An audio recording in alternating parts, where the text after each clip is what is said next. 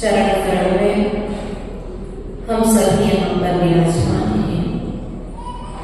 श्रेय अर्थात कल्याण, श्रेय अर्थात मंगल, श्रेय अर्थात कुशल, श्रेय अर्थात खुशियों को देने वाले ऐसे श्रेयांसनाथ प्रभु के चरणों में जो हमारे जीवन को, हमारे इस प्रातःकालीन वेला को धन्य कर रहे हैं, जिनकी चरण शरण में बैठ करके हम सभी अपने पुण्य का आह्वान कर रहे हैं। प्रिय बंधुओं, श्रेयांसनाथ भगवान के चरणों में आकर के हमने उनकी खूब भक्ति की, खूब पूजन की, खूब अर्चना की और आज और अभी भी कर रहे हैं। लेकिन इस पूजन का, वंदना का, अभिषेक का, आरती का, भक्ति का, स्वाध्याय का उद्देश्य क्या है? कभी इस विषय पर विचार किया? व्यक्ति तीन चीजों के पीछे भाग रहा है, या तो पेट के पीछे, या पैसे के पीछे, या पुण्य के पीछे। बात समझ में आ रही भैया? बात समझ में आ रही है सबको? हम भगवान के चरणों में आए हैं, किस लिए आए हैं? या तो पेट की अच्छी व्यवस्था हो जाए, या पेट की व्यवस्था है तो पेटी की व्यवस्था हो जाए, वो पेटी यदि अच्छी व्यवस्था है तो भगवान पेटी और बढ़ती रहे, इसके लिए हमारा पुण्य, बोलो तो पुण्य बढ़ता रहे। आप इन तीनों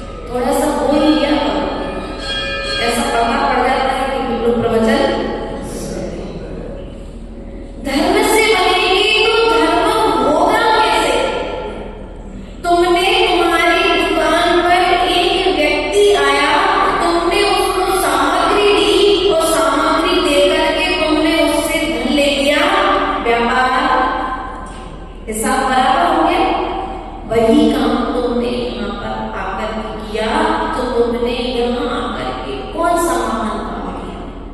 भगवान के पास आए, कलश उठाया, अभिषेक किया, शांति धारा की, प्रवचन सुने, आहार दान दिया, सब कुछ अच्छा काम किया। तो भगवान से कहा, भगवान हमारा पुण्य बढ़ जाए।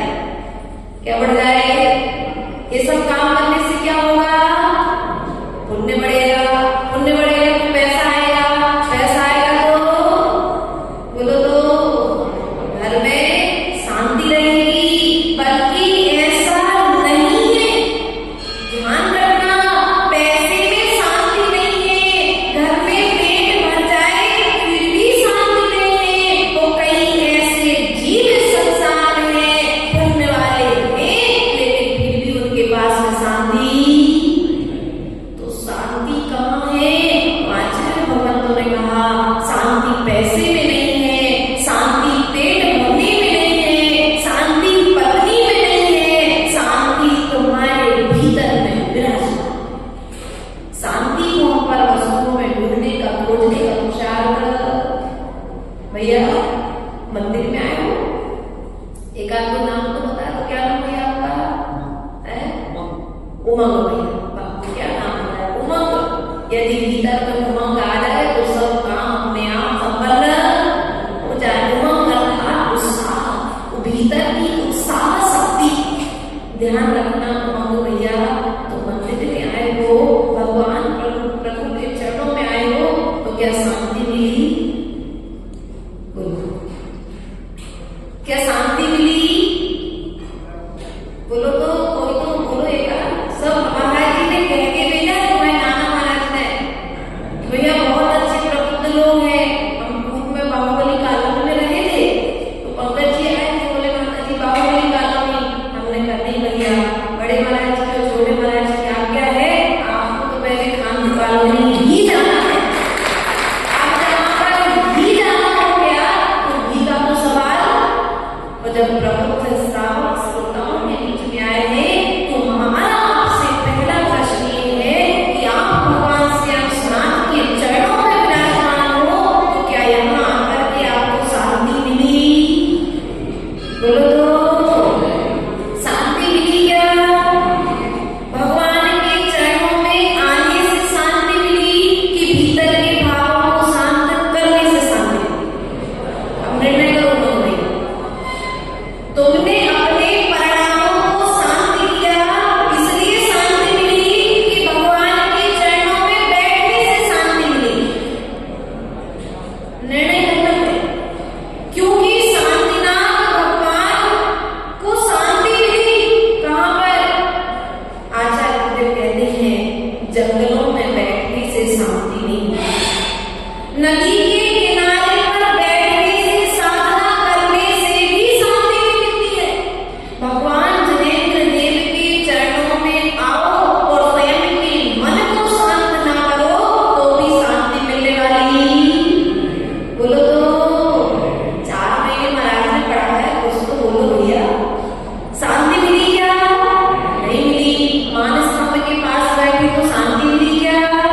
नहीं मिली। तो शांति कहाँ मिलेगी? तो आचार्य गुरुदेव ने कहा था, शांति कहाँ है? अंदर में, निर्मल ज्ञान समुद्र में, डुबकी लगाओ डूबो नहीं, ध्यान लगाओ उबो नहीं। कहाँ है शांति? बोलो तो, घर में, बीवी में, पैसे में, पुत्र में, कोई कार में मिल जाए? आचार्य गुरुदेव विराट महाराज जी सदा कहा करते थे कि शांति ना तो पत्नी में है, ना शांति पैसे में है, ना शांति परिवार में है, ना शांति मकान में है, ना शांति महलों में है, ना शांति कार में है। यदि शांति कहीं पर है तो शांति नवोकार मंत्र के ध्यान। इसलिए यदि तुम्हें शांति चाहिए है तो तुम्हें अपने भीतर में नवोकार मंत्र का ध्यान करना अनिवार्य है। इसलिए प्रिय बंधुओं, ना पुण्य के पीछे भागो, ना पैसे के पीछे भी भागो, ना पेट की व्यवस्था के पीछे भागो। तुम यदि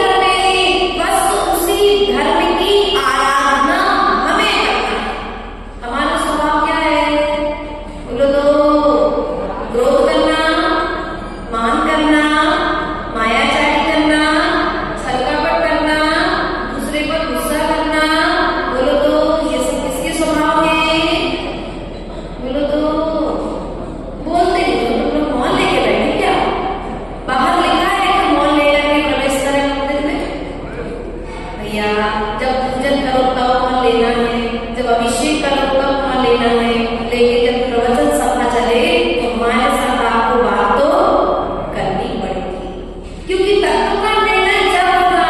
यदि हम अकेले बोलते रहेंगे तो फिर आपको हमारा तत्व का निर्णय आपके बोलने से यह पता पड़ जाता है कि हम सही कह रहे हैं, क्योंकि आप लोग हमसे ज्यादा ज्ञानी तो वो महाराज जी पढ़ा के गए, थोड़ा ज्ञानी बना के गए कि नहीं गई है। इसलिए प्रिय बंधुओं सदा ध्यान रखना, जिन 3 चीजों के पीछे तुम भाग रहे हो ये तीनों चीजें तुम्हारे साथ में जाने वाली। बोलो तो फिर सबको आने की तरफ ये तीनों चीजें आपके साथ जाने वाली नहीं है। वो जब तीनों चीजें हमारे साथ में जाने वाली नहीं है तो 3 चीजों के पीछे भाग क्यों रहे? भागना बंद कर दो, दौड़ना बंद कर दो। भीतर की दौड़ जब शांत बंद करोगे तब कहीं जाकर के धर्म प्रारंभ होगा। आप सुबह से उठे 5 बजे उठे, मैंने देखा यहाँ पर प्रातःकालीन वेला में 5 बजे से लोग श्रावकों का मंदिर में आना जाना प्रारंभ। वो मंदिर में आए, अभिषेक किया कि सीधा दुकान पे गए, दुकान से आए अपना भोजन किया फिर दुकान पे। क्या है, जब घर में थे तो मंदिर के भागे और मंदिर में जैसे अभिषेक हुआ तो 10 मिनट आपसे कह दिया जाएगा 10 मिनट और रुकना है, लेकिन क्या हुआ? मन नहीं लगा। क्यों? क्योंकि दुकान की चिंता, भोजन की चिंता नहीं। जब धर्म करके बैठो तो आचार्य कहते हैं जब धर्म करने बैठो तो सब कुछ बोलो तो उतने समय के लिए सब कुछ भूल करके पूरा तन से, मन से और वचन से पूरा क्या करना चाहिए? मन को अपने मनोयोग को लगा करके जो भागम भाग की जिंदगी हम जी रहे हैं उस भागम भाग की जिंदगी को शांत करके समझ करके हमें अपने भीतर में आने का प्रयास करना चाहिए। तभी जाकर के धर्म का प्रारंभ होगा और धर्म का असली रहस्य आपको ज्ञात होगा, धर्म की महिमा का ज्ञान होगा। और जब धर्म की महिमा का ज्ञान होगा तो धीरे धीरे धर्म हमारे भीतर में प्रवेश करेगा, और जब धर्म भीतर में प्रवेश करेगा तो शांति भी हमारे भीतर में। बोलो तो शांति को लेने के लिए कहीं पर मोबाइल में ढूंढना, कहाँ मिलती शांति? आज छोटे से बच्चे को कहाँ मिल रही शांति? मोबाइल में। घर में थोड़ी सी लड़ाई हो गई, बच्चे ने कहा मुझे बच्चा सब परेशान कर रहा था, मोबाइल लगाया और क्या शांति मिली? क्या? ध्यान रखना, ये पंखा है, कूलर है, एसी है, हीटर है, आदि आदि की व्यवस्था है, ये मान भैया थोड़ी देर के लिए है, सुखाभास है। क्या है? बोलो तो सुखाभास है। सुख क्या? थोड़ी देर के लिए सुख देने वाले हैं, झूठा सुख। क्या कहते हैं जिसे पर? अभी आप ठंडे के महीने में बैठे हो, सबकी ऐसी मान्यता बन करके रखी है कि बढ़िया पंखे कूलर में बैठने से आप अगर मई के महीने में बढ़िया चलते आए थे धूप से, वो किसी ने पंखा चालू कर दिया, बढ़िया अच्छा कूलर चालू कर दिया अच्छे पानी का, और आप बढ़िया में आनंद आ गया। क्या हो गया? बोलो तो उस दिन की अनुभूति लो जिस दिन आप मई के महीने में चल के आए थे, व्यवहार करा के, वो बढ़िया ठंडी हवा आपको मिल रही थी, तो क्या हुआ था? आनंद आ गया था।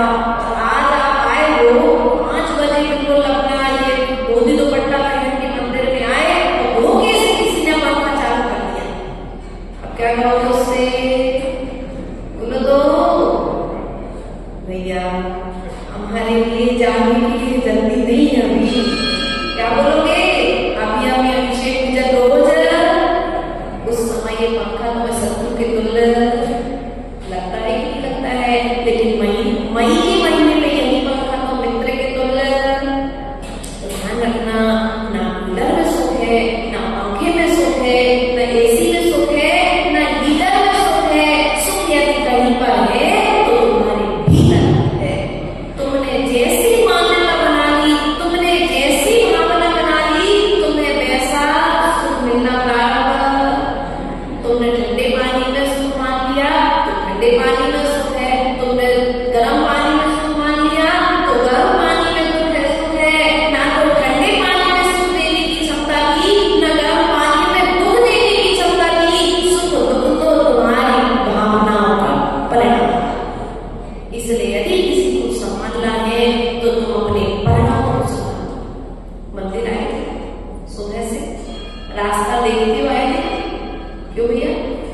रास्ता देखते आएंगे ना तो गंदी की पर पैर ना पड़ता है, कोई बच्चा तुम्हें छू करके ना चला जाए।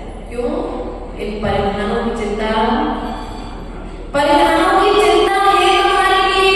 इसलिए तुम जब घर से काम करके निकले, शुद्ध वस्त्र पहन करके निकले, और जब तक भगवान का अभिषेक पूजन नहीं कर लिया तब तक तुम्हें परिधानों के सोले की सुरक्षा में लगे रहो। आचार्य भगवान कहते हैं इस कपड़े का सोला बनाने के लिए, इन परिधानों का सोला बनाने के लिए तुमने कितनी सावधानी रखी है। हे जीव, ये मनुष्य पर्याय तुम्हारे लिए मिली है। अब तुम इस भाव में 16 कारण भावनाओं का सोला एक बार पहन लो, फिर तुम्हें ये सोला पहनने की जरूरत। एक बार परिणामों की शुद्धि हो जाए, इन 16 कारण भावनाओं को भाकर के श्याम श्याम भगवान मोक्ष चलेंगे। कहाँ पे भगवान? बोलो तो, तुम्हें जाना है? डाउट में जाना है कि नहीं जाना? अरे भैया मैं दीक्षा नहीं देती, महाराज जी देगी दीक्षा तुम लोगों को। सबको जाना है ना, मोक्ष जाना है ना, कैसे जाओगे? 12 भावनाओं को भाव, 16 भावनाओं को भाव, इनके व्रत करो, अपने परिणामों की शुद्धि रखो। किसकी शुद्धि रखो? जैसे परिधानों की शुद्धि रखी है, ऐसे ही अपने परिणामों की शुद्धि रखो। यदि कोई कहीं से राग करे तो अपने आप से कहो सावधान। क्या कहो अपने आप से? सावधान, तुम अशुद्ध होने वाले हो। अब वस्त्र शुद्ध नहीं हो रहे, लेकिन तुम्हारे परिणाम शुद्ध। वस्त्र यदि अशुद्ध होंगे तो वस्त्र तुम एक बार बदल लोगे, लेकिन यदि परिणाम एक बार अशुद्ध हो गए तो फिर कहाँ पर शुद्ध करने जाओगे? बोलो तो, कहाँ पर शुद्ध करोगे दादाजी? परिणामों को शुद्ध करने में तुम्हें कहीं आना पड़ेगा। तो स्वाध्याय प्रतिक्रमण के माध्यम से प्रभु चरणों में तुम्हारे